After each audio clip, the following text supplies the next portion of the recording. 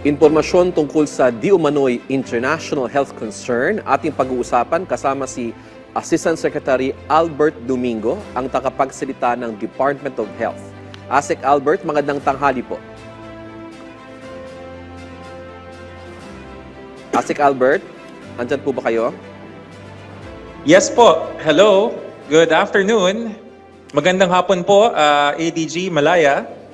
Yes, ASEC Albert, kayo po ay live na ngayon sa Bagong Pilipinas ngayon. Una po sa lahat, ano po itong kumakalat sa social media na isa na namang international health concern?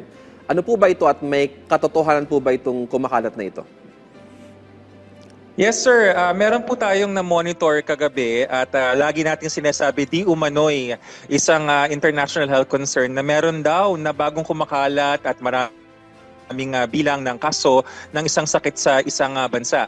Hindi ho namin pinapangalanan ng bansa at ang sakit dahil hindi nga po ito verified.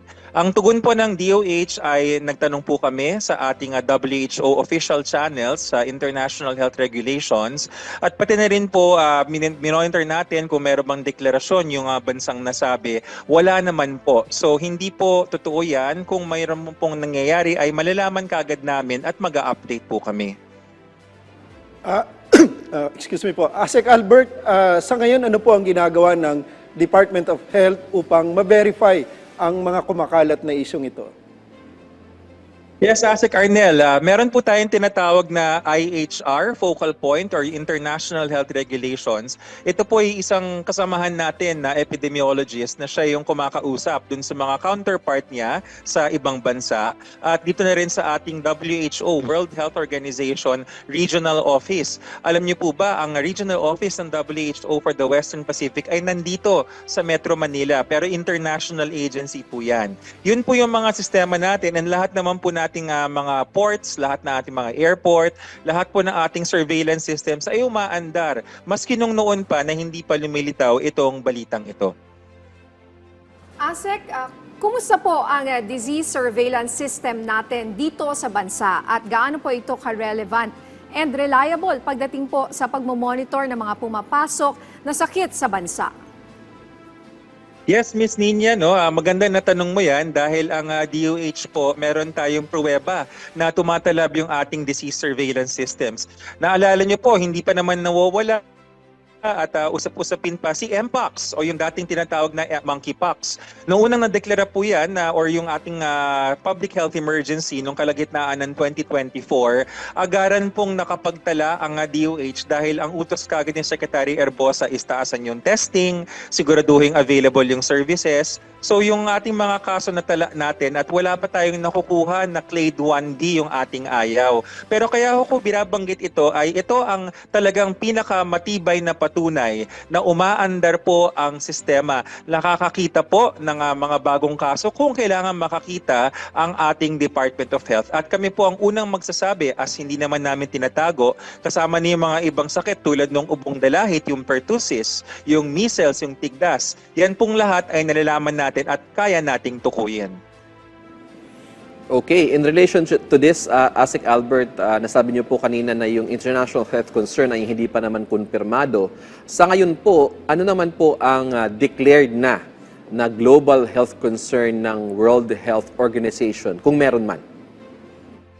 Yun po yung ating sinasabi, ADG, yung ating Mpox, yung outbreak sa Africa, ongoing pa rin po yun. At yan po ang ating binabantayan. Patuloy po ang ating monitoring. Kung di po nagkakamali, just a few weeks before Christmas, nagbigay ng update si Secretary Ted na meron na nga tayo yung mga antivirals, yung Tecovirimat. So yun ang isang halimbawa ng isang lehitimong alam nating deklarado at beripikado na public health emergency of international concern. Pero yung pong kumalat sa social media kagabi na unverified po, tingin nga ho namin yung website na pinanggalingan. Yun yung isa ring nagpakawala ng balita noong 2024, December or November, na meron daw bagyo di umano, kasi yung pala fake news. Sa ibang usapin naman po, ASEC Albert, alam natin na nagdaan ng Pasko, bagong taon, maraming handaan, maraming nag-enjoy sa mga party. Ano po ang assessment ng Department of Health sa nagdaang holiday season? Pagdating naman po sa mga non-communicable diseases, At ano-ano po ang naitala na may mataas ang bilang sa ngayon? Yes, Asek, meron na ho tayong updated numbers as of 6 o'clock ng umaga kaninang January 3. Ito po yung ating mga acute stroke, atake sa utak, acute coronary syndrome, ang atake sa puso, saka yung bronchial asthma, yung hika. Ang updated numbers po natin, yun pong ating acute stroke ay 176, yung acute coronary syndrome, ang sakit sa puso, 75, tapos yung ating hika, bronchial asthma, ay 83. Nakita natin yung trend na nung bahagyang parating na ang bagong taon, yung stroke bumababa siya, pero pumapanik ho uli, napansin namin ngayon, yung pinakahuling datos at tumaas na naman yung bilang. Tapos yung hika naman, yun, wala na talagang tinaas siya kasi lumampas na yung pinaka kasagsagan ng usok, yung ating bisperas. Yun naman pong heart attacks, hindi naman po dumadagdag yung bilang, pero yan po kasing heart attacks saka stroke related yan. So kailangan mag-iingat pa rin tayo sa ating kinakain.